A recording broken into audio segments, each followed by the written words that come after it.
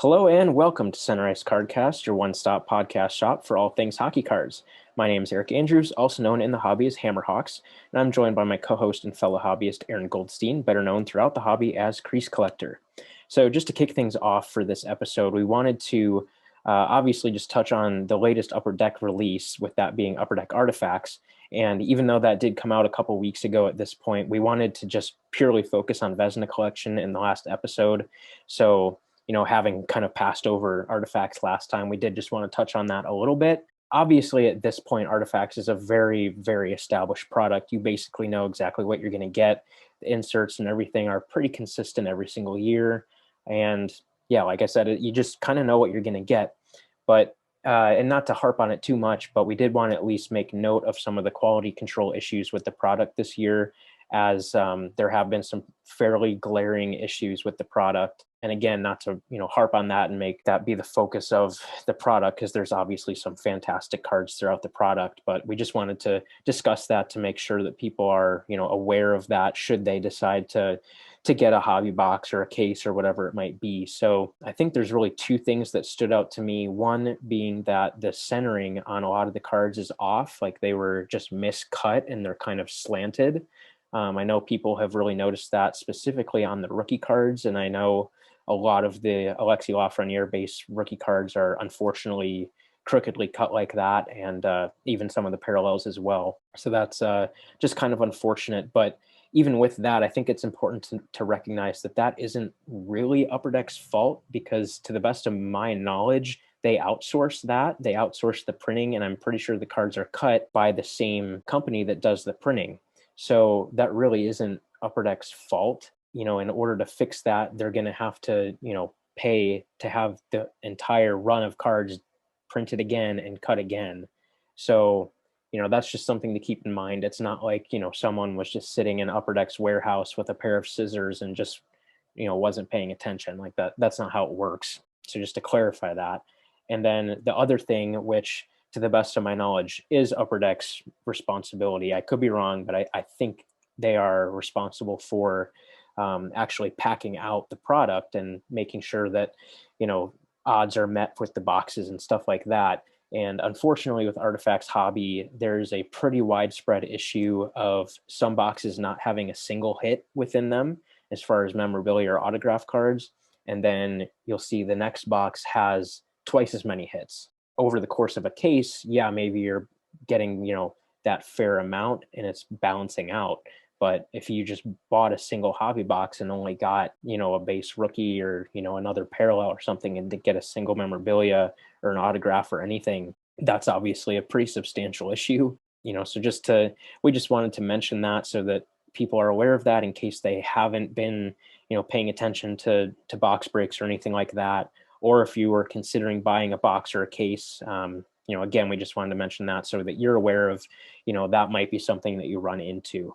So transitioning into our main topic for the episode, this is another topic that we've really wanted to talk about for quite some time. It's been on our list of future episode topics pretty much ever since we started the podcast last spring. And that being, number one, how do we store our cards and protect them? And then number two, how do we display our cards if we do? So Aaron, do you want to just start off with that topic a little bit? Yeah, no, for sure. Well, for me, I'm Eric, you probably know this, we've talked about it before, but for me, as far as like storing my cards, I'm like really old school, like with my methods. I'm not sure if anyone will cringe like when I, say how I store my cards, but for 99% of my cards, I just store them in a binder. Your typical, I know, you give me the thumbs down, but for me, just the typical 9 pocket pages, you slide in the cards in the front or back or both, or, however the collector decides to do it. But for me, just whether it's a base card or, a fancy one of one card, yeah, I know I store them all in a binder. For me, it's just it's the way to go. It's just something I've done for a long time. And as soon as I was a kid, I started off my very first binder, and every card I got, it just went in there. And then when I finally upgraded to real deal 9 pocket pages, same thing. Every pack break I would get, I would just slide in the cards front and back and no penny sleeves. I'm sure a lot of them are stuck together at this point. But yeah, front and back and just as many cards as I can get. I remember some friends I had at the time who collected as well would give me some of their sheets. So I didn't have a bunch, and just I would kind of have to just make do with what I had. So front and back to store as many cards as possible, all the good ones, and just they went into a binder, and just that was the way I looked at them. And for me, it was always been a way to not only display but have the cards accessible to me. And I found that just over the years, it's been just a way for me to absorb and view my collection rather than storing them in a box. I find that I get more enjoyment like out of my collection this way, and just for me, it does the job. And again, very old school, but yeah, I mean, my cards traditionally, for the most part, don't have the highest value in the world, but for most of them, yeah, they're just in binders, and that does include not quite the value it was when I bought it, but now it's definitely fairly high. That does include my Marc-Andre Fleury Future Watch Auto, and the Young Guns as well is still in a binder page, which would make people lose their minds. But for me, it's just the way it's been done, and I don't see that changing anytime soon. And as far as the cards, the 1% of cards that I do have stored away, they're in a shoebox. Shout out to Aldo Shoes. They make amazing shoe boxes. And yeah, I just had a couple of their pairs of shoes over the years, and their boxes just look so cool. It's like a nice little designer shoe box, nothing fancy. And yeah, it opens nicely, and it's big enough that it stores all of my graded cards, all of my slabbed cards. I have a couple show cards that I have. They're just slabbed from in the game. And yeah, a couple of booklet cards as well, just a couple other random things like that. And they go into the box, and I find that I barely look at them. As far as displaying cards, I do have, one second, I do have my Marc-Andre Fleury Stature Portraits variation card. You guys probably saw it on Instagram. Shared in my office, in my home office here, thanks to COVID, on top of an old school typewriter I have. So that's my first of a few cards that I've actually had displayed. Usually nothing too crazy in terms of value, but that's something I am looking towards, in the future, displaying them for real. And it's something that I never really dared to do, but now that I actually have started doing it, I do appreciate safely displaying your cards and how nice they can actually look. But yeah, for 99% of my collection, like I said, for me, it's just I'm a binder guy. And again, my collection, luckily, is not worth as much as some other people's. So I can afford to do that and not really worry about value too much. But for me, yeah, whether it's a base card or, a crazy one of one card, it's in a binder. So let me ask you with that, does that work as well for things like a patch card, like your Like a thick Enroth card? Cup RPA? Do you have that in a Oh yeah, binder? I cram it in the binder, which again terrifies people. It looks so weird. The pages are just bulging up. I even have the 0910, the Cup Dual Shields with Enroth and Miller, and that is probably the thickest card I have. And it's just crunched into a 9 pocket page. And yeah, it's the brand of pages for that card. I forget what brand it is. It wasn't Ultra Pro, but the pages are extra thick and a little wider, like a smidge wider. And so they do handle those cards a little bit nicer, and the pages aren't going to rip or anything like that. It is really good quality. The problem is it's too thick that it doesn't have that clear look over the cards. So it does affect on color as far as like viewing the cards, because the pages are so thick and almost like murky a little bit, which again, it's not the best, but as far as those really thick cards, it can handle it. So again, it probably terrifies collectors everywhere, but yeah, every card for the most part is just crammed into a binder page. And for me, it's nice just to flip through the collection and look at them. I have two main binders for my personal collection, and I have another binder for traders, which I do keep my cards, in good condition. I know it's binders, but I do look after my cards. And yeah, not a big collection as far as like the size, but yeah, binders, man. And so yeah, I do, even for the crazy patch cards. You got to get that shield out of there, man. That's messed up. I know, I know. It does. Like, I should probably tweet out a picture of it or something. It looks insane. It's hilarious. Yeah, that's certainly one way of doing it. And I It's know, interesting. yeah, a lot of people do that. I mean, when I first started in the hobby, I had, I don't even know, probably six binders at least that I would put base sets in, and like you said, if you open a pack or a blaster or something and you put them in there, and that's just how you do it. I think that's pretty much how any early collector would seemingly do it. And same thing, I would have a shoebox that I would just put random base cards and other stuff in as well. I know at my parents' house, there's still all kinds of shoe boxes full of random base cards, that I. You gotta find that collection. Like I know you said you have part of your childhood collection there, but part of your main collection as well. You gotta really get that stuff out of there because you probably have, especially in today's market, a couple gems that would probably surprise you. Like we always have those cards that we forget we have, and I'm sure you have a few beauties. I'm sure. Yeah, yeah, I have been meaning and hoping and wanting to go visit them and bring back a lot of stuff, but over the course of the last year, that really just hasn't been possible. I live about 4 hours away from my parents, and we did meet up over the summer.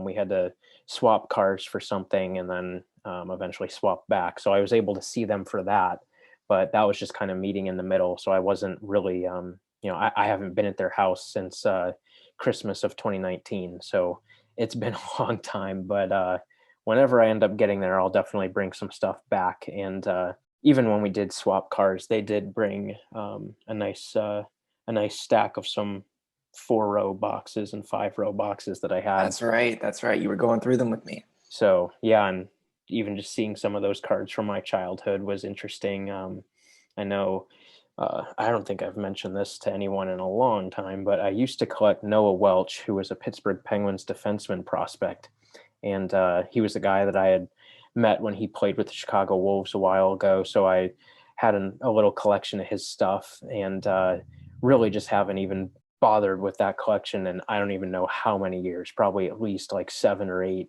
9, 10 years. It's been since I really focused on that at all. And those were just sitting in one of those boxes that my parents brought, and came across them. And then one day on Facebook, I came across a guy who was looking for Noah Welch cards because he had a collection of Noah Welch that he had started after getting a game used stick of his from his college days. So this guy collects Noah Welch cards, and so I saw that and was like, oh yeah, like I have some stuff. And luckily and nicely, we were able to work out a deal pretty quickly, and so now he's getting to enjoy all those cards. I did keep a few of the nicer ones, actually. Nothing super valuable, but just cards that kind of stood out to me. A nice 3-color Heroes and Prospects jersey, and then a 3-color Hot Prospects RPA, and then I think I kept a copy of the Young Gun. And then he got everything else, and he offered me a very fair price for everything, and I was happy that they were going to someone that would actually appreciate them. But yeah, I mean, that's a good example of, oh, what's in these boxes that I haven't opened in years and years and years. So yeah, definitely hoping to get up there and bring some more stuff back. But as far as how I store my stuff today, pretty much the majority of stuff is penny sleeve, top loader, and then in one of those 4 or 5-row boxes. There are some things, obviously, that I put in one touches, and that's generally going to be, the more valuable cards that, I'd just rather have that added protection, and it just looks nicer, in my opinion, as well. Nicer for displaying if you choose to do that. And yeah, that's really the majority of it. Back at my parents' house when I was growing up, I had a few display cases that you can hang on the wall, and I would put I had one that was just dedicated to whoever was on the Blackhawks at that current time. I think they hold like 50 cards. So I would have, whatever, a rookie card and then an autograph card or a memorabilia card or whatever of every single guy on the Blackhawks at that time. So that was one of them. And then I had 2 more that I used to display my Nicholas Hjalmarsson collection. And those were meant for graded cards. So I actually had all of my Hjalmarsson cards in one touches instead to better fill up the space. In that time since, my collection has definitely outgrown just those 2 cases. But yeah, that was really cool to just be able to have them visible and be able to enjoy them, just by walking in the room and, being able to see what I had. So that was pretty much like some of the main ways that I would really display stuff, as well as having, and I'm sure a lot of you guys are familiar with these, but I do have one. It's still at my parents' house, and I need to bring it down to where I am now eventually. But it's one of the Detolf cabinets from IKEA. And if you guys aren't familiar with those, there are these standing glass display cases that almost seem like they're kind of meant for like art or like putting china in them to display. So they have glass shelves within the cabinet, and then the entire outside of the cabinet is all glass and it has a door that opens. And I know a lot of people in the hobby have those and really enjoy using them. Is it those tall, like thin ones? Like Mm-hmm. the, okay, yeah, yeah, yeah. I know Yep. what you're talking about. Those are really, really nice. Yeah, and so I have one of those. Every now and then, IKEA will have a really good sale on them. I think retail, they're around like $80 or so.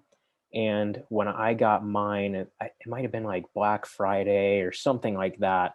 They were just going crazy blowout deal on them, and I got one for 20 bucks. So, that's just an awesome way to display, your collection. I would put some of my best cards in there, have a one touch, and then I would, I'm sure a lot of you guys are familiar with the little plastic stands that you can put top loaders and one touches on. So I would put my cards in one touches, put them on those stands so they're standing up. I would have those around the outside of the cabinet and then just lay cards flat on the shelves. So each shelf would kind of have its own theme. This is the Blackhawks, this is just random high end stuff and things like that. And then I would also put various memorabilia in there. Like I have a pair of Nicholas Hjalmarsson game worn gloves. I had those in the display case at one point in time. So yeah, that was just a really nice way to be able to actually display things and kind of have that upscale feel of the display rather than just having something sitting on my desk like how I have all of these Vezina Collection cards right now.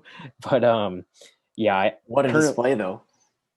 well, yeah, it's nice walking in my office and being greeted by a handful of really nice George Vesna cards. But Can't say that every day. Like, no, what other collector can say that right now? I mean, only like what, the 150 you bought boxes, but still. yeah, yeah, but yeah, I've definitely been enjoying that over the last couple weeks for sure. But yeah, as far as actually like legitimately displaying cards, I don't have anything here where I am at this point. One, I just don't really have the space to do it, but I also just don't really have anything that would really work all that well to do it. So, like I said, I do have a few cards just sitting out on my desk that I look at every single day, which is great. Yeah, but like I was saying, for the most part, I just have my stuff in penny sleeves and top loaders, and then within those big 4 or 5 row white cardboard boxes. Sometimes, if I have like a set of cards, I will get those plastic 150 or 200 count slide boxes. I really like those. I like those a lot better than the hinged snap boxes. I just think they look nicer, and I think they're just better quality. So I've got a lot of those with just base sets in them.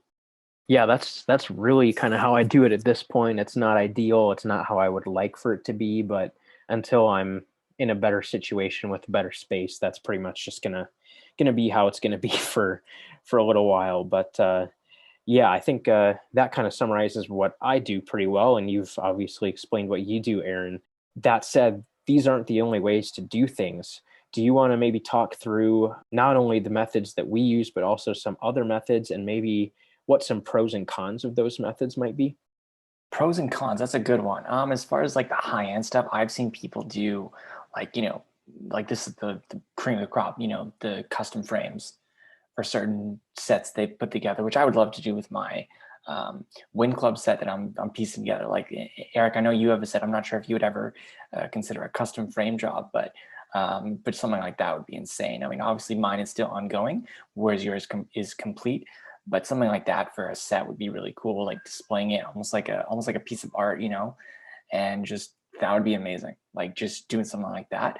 As far as cons, on the lower end of the scale, I guess binders for me, just I guess protecting. I mean, obviously in binders, it's not perfect as far as like a top loader and things like that. But for me, it keeps the card section of my life like very small, and instead of not taking up too much room, which some people might find that's a con in itself, but for me, I think that's really a plus for me. And then carry around a box of top loaders and one touch would get insanely heavy, and there's a con there as well. But like, it depends on the collector. It's really hard to say pros and cons per se. I guess cost would be another thing as far as like buying new card cases and things like that. If you are someone who does like to update after a couple of years, it definitely could get costly.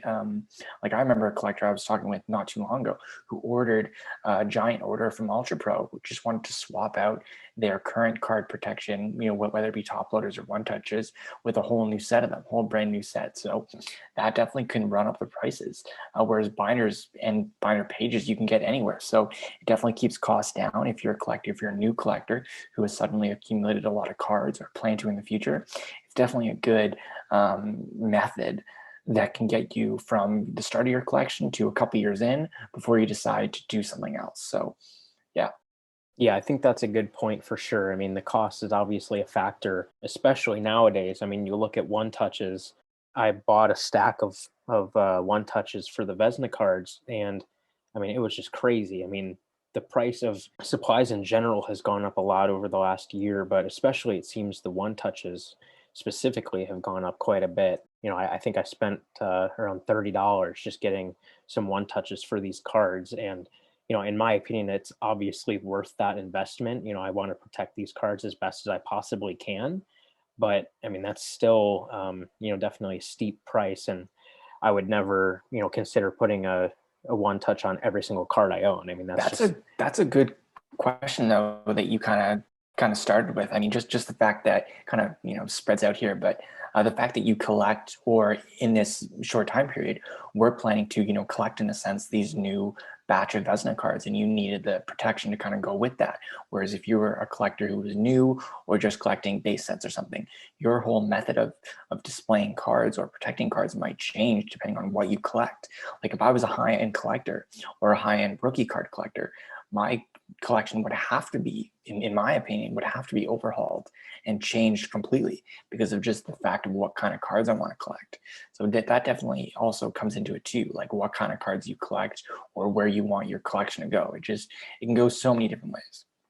yeah, absolutely. And that really, I think, comes down to, like you said, what are you collecting and what do you want to be doing with them? Because to me, like I said, for these higher end cards, I want to be protecting them as well as possible. And, if that means I end up putting them in a box at some point, maybe I'm not seeing them every single day, but to me, it's more worth it to make sure that they're protected than just having them more easily accessible. Like I said, for these cards, I've had them sitting out on my desk for the last couple of weeks, so I can just enjoy them every time I walk into the room. Would it make you nervous though, having those type of cards out there in the open? Have Yeah, I mean, it's you not had like a hot drink on that desk since? no, I have not. I have a water bottle, but that's obviously very contained, and every card is Put far away. in the one touch and then in plastic as well, so nothing's gonna happen. But Yeah, with those cards, that would make me nervous. That would make me so nervous. But again, that's why you need the protection, right? So right, it's important, depending on what cards you collect or plan to collect. yeah, like for me, I would never, in my wildest dreams, consider just putting these cards loose with no protection anywhere, and not Or in a even binder page. yeah, never in a binder page. I'm not stupid, but no, I'm just kidding.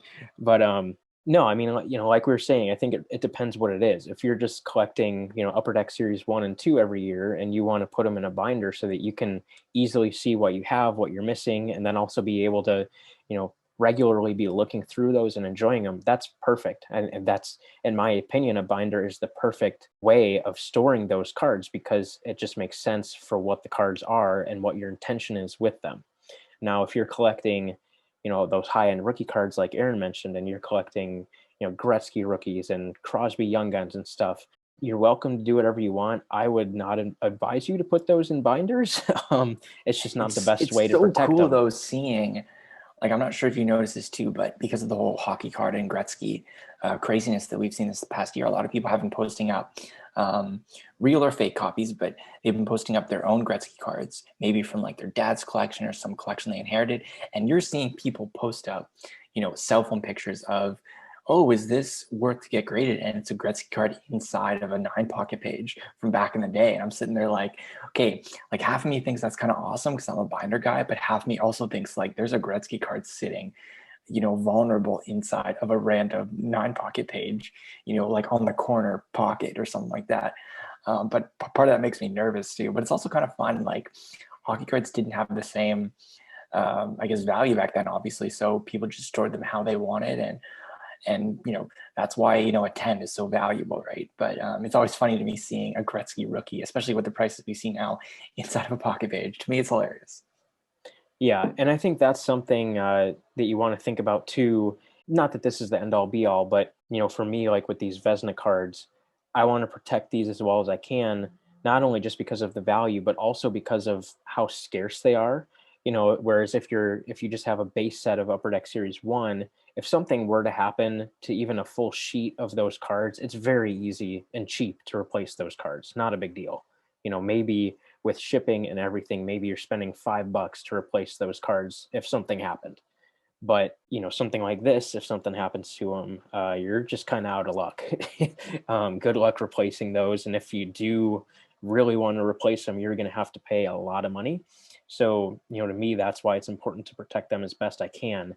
Another thing to kind of consider as well, and this actually factors into what you were saying, Aaron, about is it a good idea to just leave stuff sitting out? And that is generally the best way to be protecting cards is by putting them in a dry, cool, and dark place, because sunlight is Like a not binder. like a binder or like a box of some kind, because you want to keep sunlight off of them, because UV rays can really mess with just the material of the card. Some cards do have some UV protection technology built into them, but that's not the case for every single card. And even if they do, that's only going to be good for so much.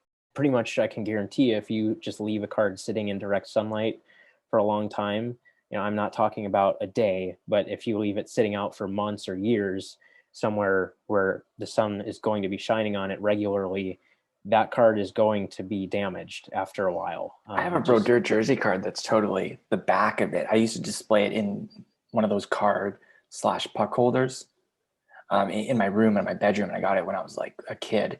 And I remember it not really paying attention to it much. And then taking it out one day to put it in a top loader or something. And the back was just like pinkish. It was weird.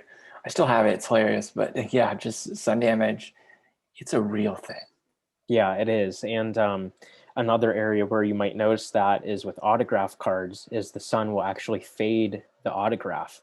And you can look online. I mean, there are instances where autographs might almost be completely invisible on the card because they've just faded off that badly. And sometimes that's just because of the material of the card, or it was a bad, pen that they were using, or whatever it might be. But a lot of the time that's because the card was sitting out exposed to sunlight. And that's going to be true of any autograph, but especially it seems like that's kind of the case with acetate autographs.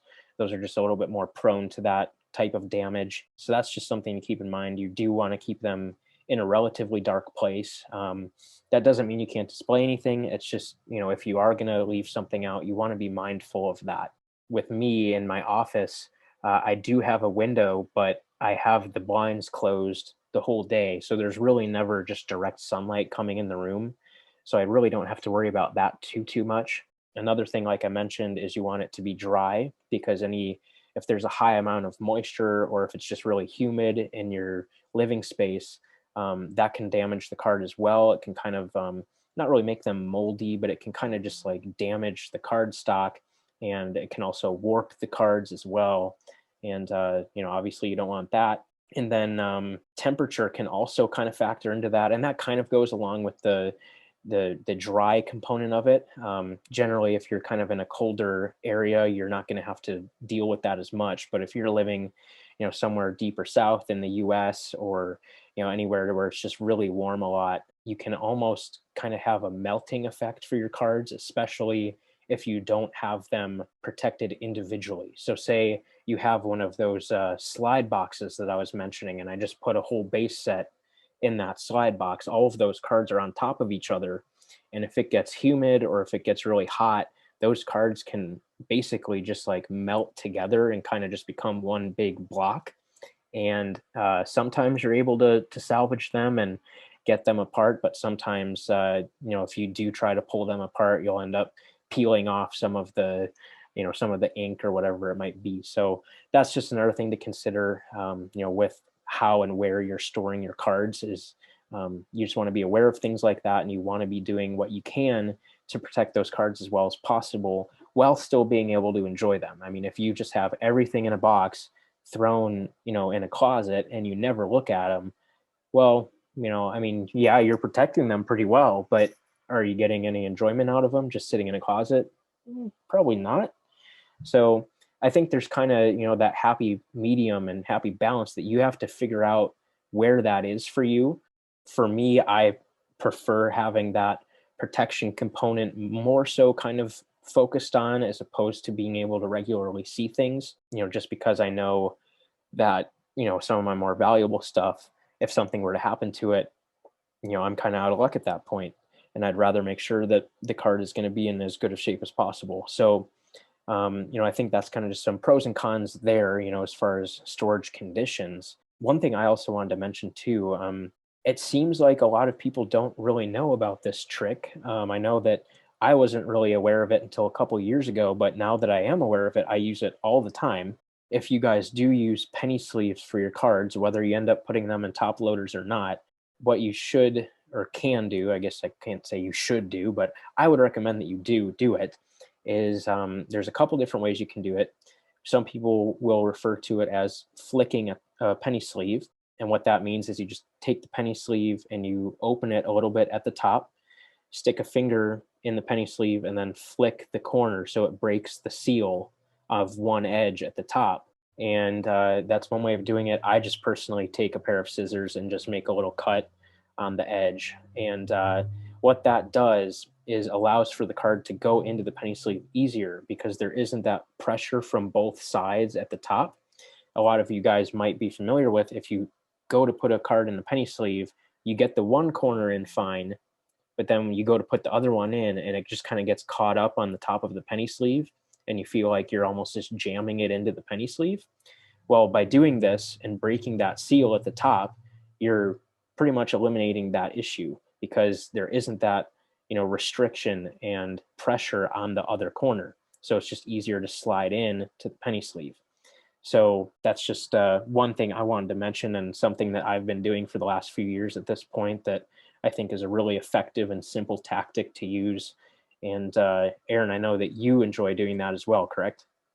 I've done it by accident. Like I've done it where pen sleeve has actually ripped by mistake, and then I just oh, that's cool. Like I guess the corner won't get messed up, and so it goes into the penny sleeve. So not on purpose. Again, same for me. I didn't know that technique until I think Jeremy told me, and yeah, it's been a weird.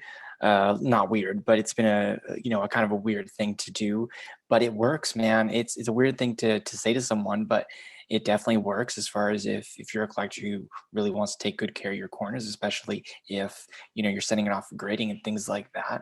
But yeah, but two things. As far as the autographs are concerned, I'm not sure if you saw the Wayne Gretzky auto that faded into the net skirt, I believe they're called.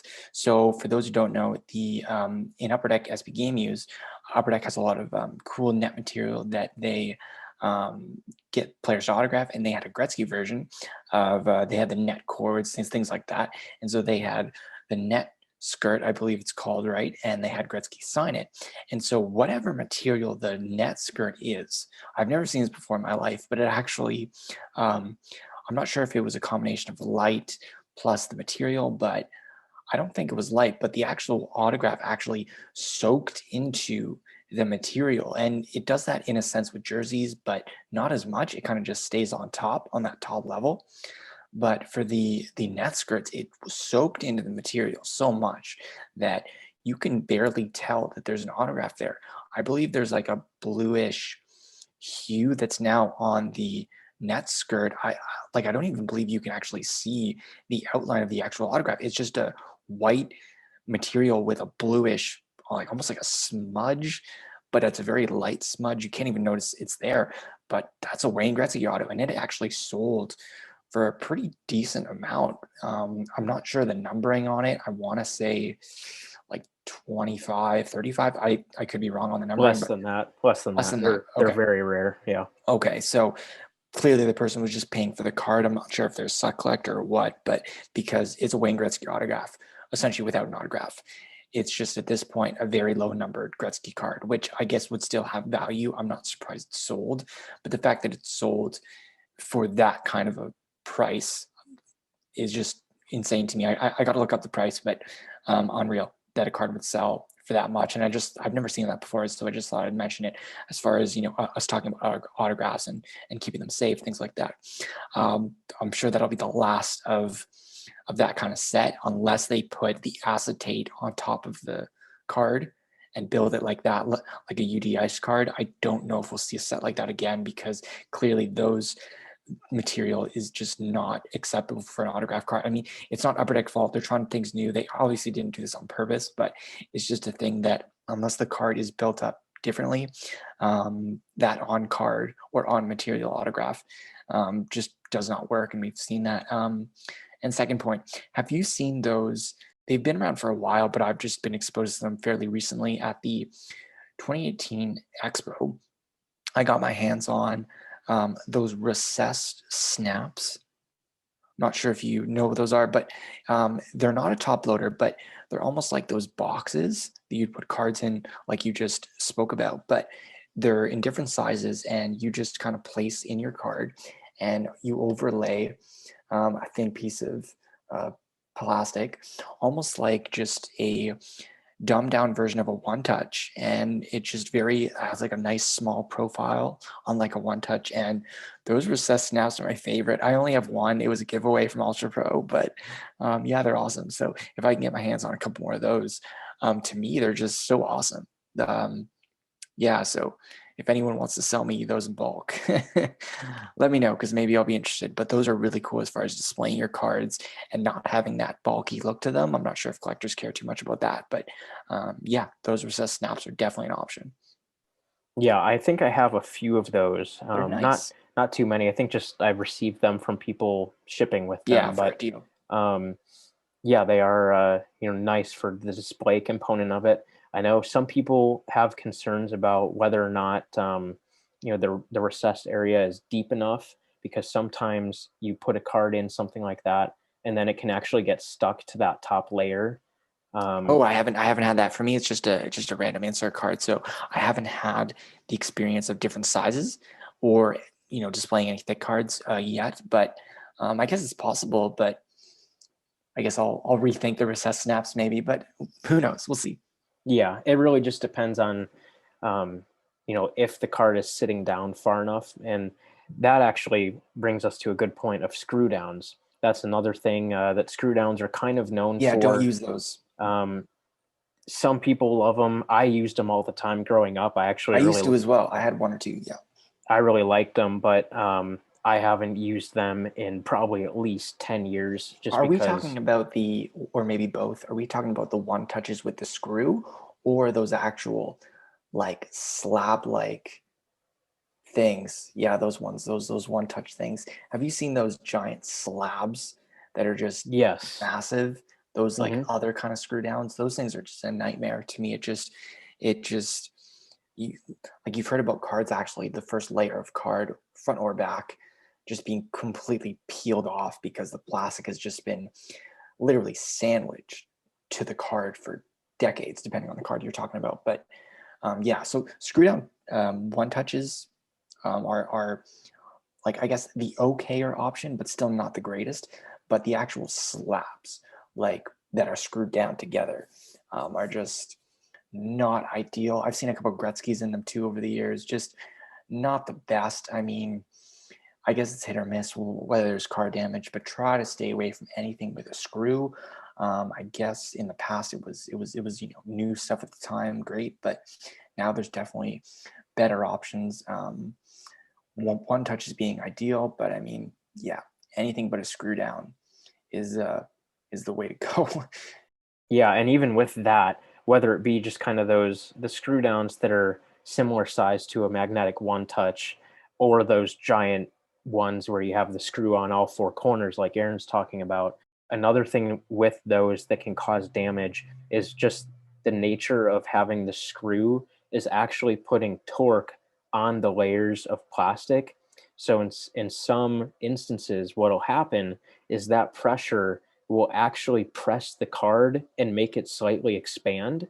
So I've heard of stories where people have gone to submit a Gretzky rookie card or just some other card, and the pressure of that screw down, whether it be the smaller ones or the bigger slab versions, has actually made the card slightly larger. And Huh, I've the never heard that happening the grading ever. companies don't grade them because it's kind of like a damaged, Altered like version. altered card. Huh. So that's just another thing to consider. Like Aaron and I have said, we do not use one touches for anything. I think that's something that we can definitely both agree on as far as storing cards. But yeah, I mean, I feel like that pretty thoroughly wraps up, the types of storage. One thing to consider too that some people do, and I even mentioned it with these Vezina cards, is people will put, whether it be a top loader or a one touch or even a graded card, is they'll put them in those plastic sleeves that are called team bags, and that just kind of keeps the moisture out, from whatever that might be. It's just another layer of protection. It doesn't really add any bulk or much size or anything, but it's just giving that extra, layer of protection, so to speak, just to make sure that nothing happens. I've seen people store every single card that they have in its own team bag, and obviously team bags are frequently used for mailing. I mean, that's pretty much just the standard practice for mailing is, penny sleeve, top loader, taped shut with a team bag. So, I'm sure that you guys have seen those or have them or, whatever that might be. But a lot of people do choose to put whatever case they use then in a team bag just for that added level of protection as well. And like I said, that can just be for a top loader, a one touch, a graded card, whatever it might be. There are a number of different sizes of those that fit pretty much anything that you can find. So that's something that I wasn't super into growing up, but I've actually gotten into that a lot more over the last year or two, just for those super high end cards, just to, again, add that extra layer of protection. I think that's really all that we have to say about this topic. I'm sure once we stop recording, we'll probably think of We'll a think of a number. million new things.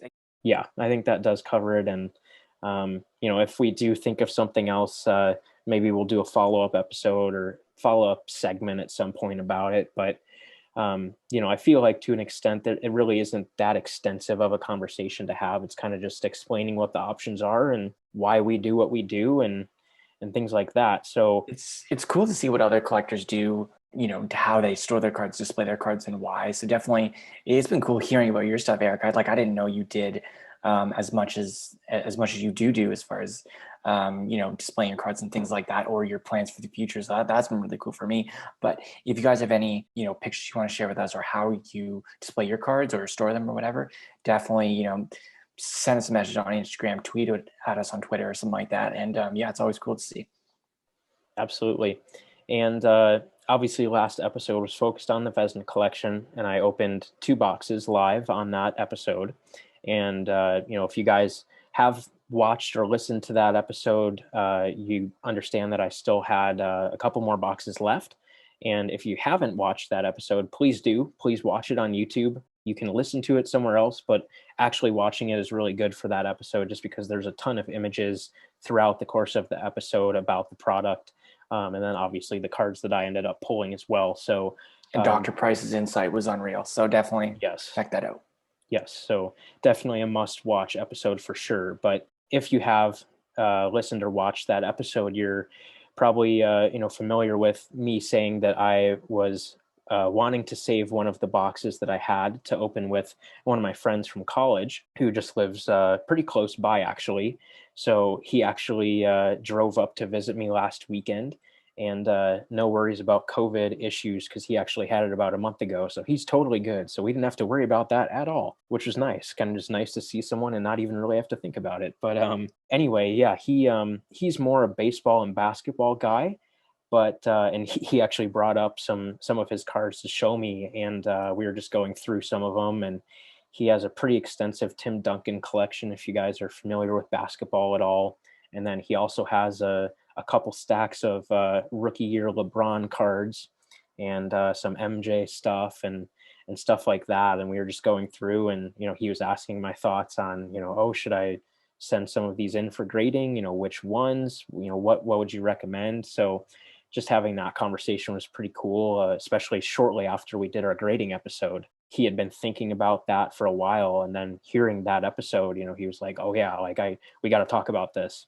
So that was just really fun. But then to round out our afternoon, I had him pick out one of my 2 remaining Vezina Collection boxes and gave him the honor of opening up the box himself so that he could just experience that really amazing. I mean, it is an experience just to open a box of it. And Was he nervous at all opening it? Like, does he know the historical mhm. presence that Vezina brings to the game as far as like, both in NHL history, but also in hockey card history, like what he was opening up? Did he have a feel for what he was opening? Oh yeah, yeah. He's very in tune with the history of sports and Nice.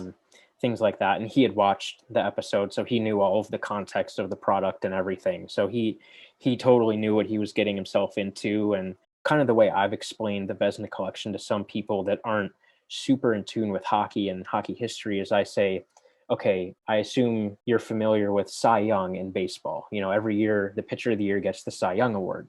Well, George Vezina is the equivalent of Cy Young for hockey, pretty much. So think about if you're opening a box of cards, knowing that literally every single card you get has a piece of Cy Young's glove.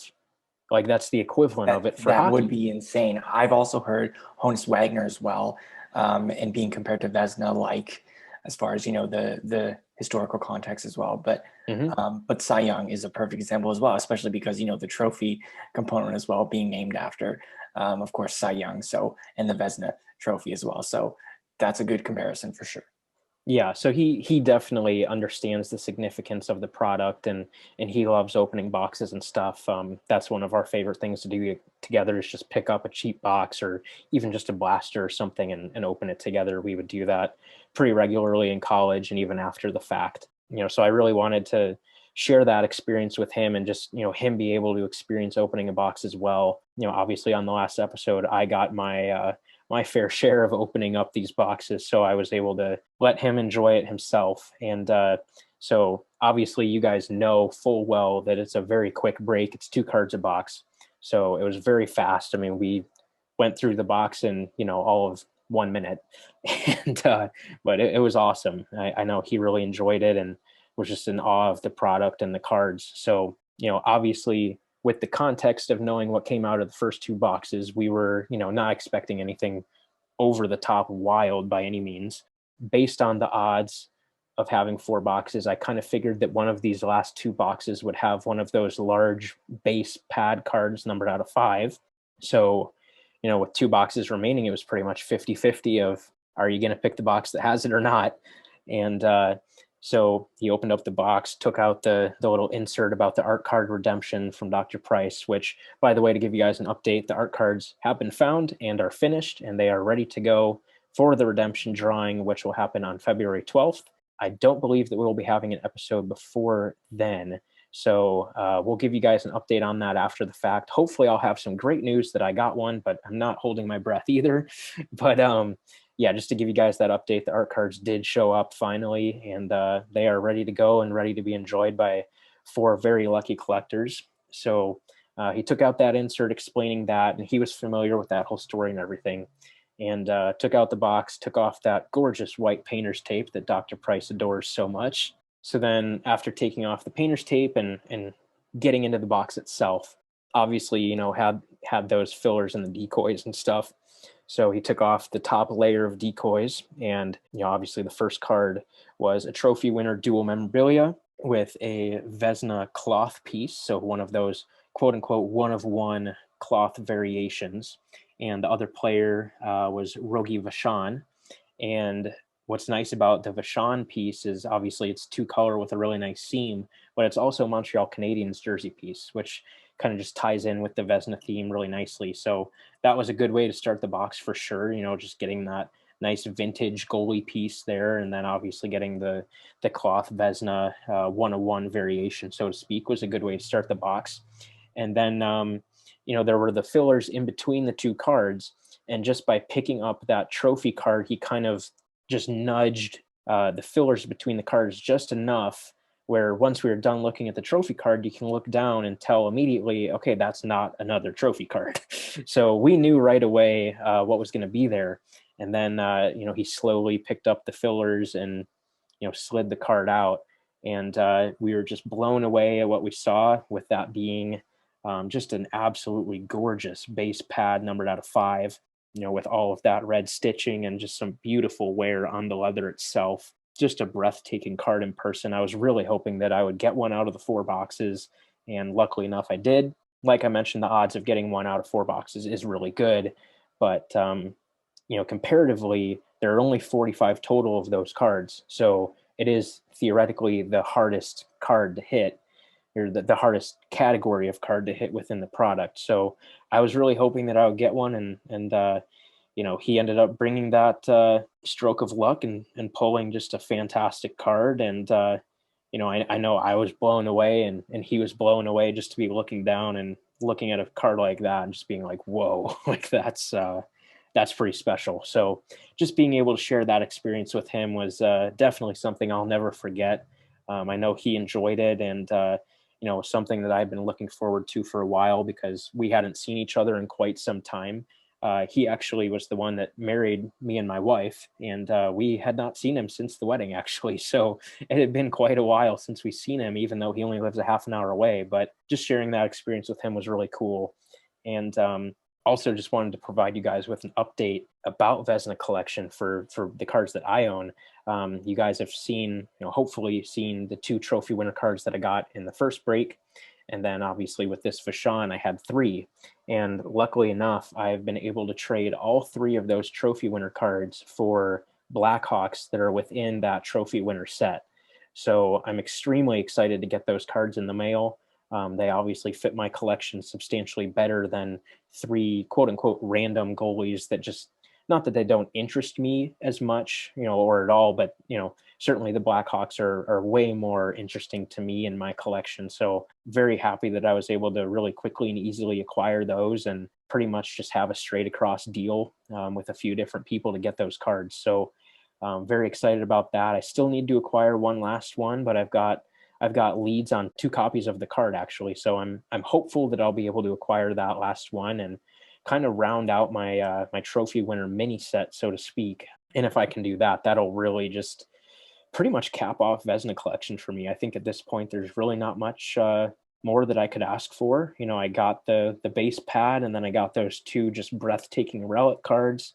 And then if I end up getting all 4 of the Hawks trophy winner cards, that's really all I could ever ask for from the product. So extremely happy and pleased with with the product and what I got out of it. And I still do have the 1 box left that we'll see. I hope I can hold on and wait it out until our 100th episode. We'll see. I can't make any promises because it's really tough, but I hope that that'll end up working out. And I think if I do get that last Blackhawks trophy winner, it'll be a lot easier for me to hold off on opening that last box, just because I'll know that anything that comes out of that box is purely gravy, and I don't need to be moving those cards for anything else. So yeah, but just to give you guys that update, that's Vezina Collection. I think that'll pretty much wrap it up for this episode. Episode Aaron, 26. Yeah, it's cool that you were able to break that, like, 1, that product, but 2, with your friend, having that personal connection with him, and sharing that moment with those cards. It's cool that you're able to pull that limited logo type card. I love the square patch window and the portrait. It just fits so well. Those, to me, I mean, obviously there's some massive cards, especially the buckles, But those to me were like, when I saw the previews, just one of my favorite sets. I know everyone likes the jumbos, and the jumbos are amazing, but those portrait types, limited logo-esque kind of cards are just, for me, so cool. And I would love to own one if I could. We'll see if I ever do, but who knows. But those cards are awesome, and yeah, just another successful break. And we'll see about that last box. It'd be cool to hold out for the episode 100, but definitely we'll have to see what happens with that. Obviously, the price of boxes for Vezina Collection has been climbing since the release, so definitely tempting in more ways than one. But yeah, like Eric said, I mean, I think that does pretty much do it for episode 26. Yeah, we'll definitely see you guys next week or whenever we next release an episode. Definitely some exciting things coming down the pipe with the, of course, in the game used release. And of course, we got the cup coming as well, and whatever other cool topics we decide to talk about. Yeah, and one last update about Vezina Collection that I just thought of now, actually. The second buckle has been pulled. It was pulled actually by a very good friend of our show, Ben Mitchell. Yep, big listener there with Ben. We tweeted out and Instagrammed it. So Ben, thank you for letting us post that. Obviously, he took a while to share the news, but huge pull by Ben. Just once in a lifetime pull. I'm not sure what he's doing with it, but yeah, unbelievable. He is keeping it. It is firmly planted in his personal collection. Trust me, I tried. It's not going anywhere. But yeah, very happy that another Hobby Insider member was actually able to pull that second buckle. So it's staying within that HI community, which is really cool. And funny enough, actually, 2 of the 3 Blackhawk Trophy winner cards that I have incoming are actually coming from Ben. He pulled them, and we were able to work something out to have those come my way. So, and the 2 cards that he's getting actually fit his collection even better than the Hawks cards. So it's a total win-win for both of us. Yeah, it really is. He's really happy with the cards that he's getting, and the players that are featured on those cards. Like I said, just fit, him and his collection a little bit better than the Blackhawks cards do. And obviously for me, Blackhawks cards are going to fit my collection a lot better than Philadelphia Flyers cards. So it's awesome to be able to work that out with him, and just to be able to do a deal with him, because I'd never dealt with him, in a transaction before. So just being able to do that was pretty fun too, and talk trade there. And yeah, but like I said, that's going to do it for this episode. We do want to hear from you guys, how you store your cards. Do you do a binder? Do you do top loaders? Do you do one touches? Do you do, plastic boxes? Do you do cardboard boxes? Do you do shoe boxes? A combination? You probably do a combination. Or a custom let us frame. know, send us pictures. Yeah, or a custom frame, whatever it might be. Send us pictures. We love seeing cards. We love seeing sweet setups that you guys might have. Obviously, there's plenty of people out there that have setups way better than we do. So we love seeing that stuff. Please show us. And, we will probably retweet them if you tweet them to us and things like that. So we definitely want to see what you guys have to say and share with that. Please be sure to follow us on social media. We can be found on Facebook, Instagram, and YouTube at Sunrise Cardcast, and on Twitter at SunriseCC. Please also be sure to subscribe to the show on your podcast platform of choice to make sure you never miss a future episode. Until next time on Sunrise Cardcast, keep collecting those hockey cards.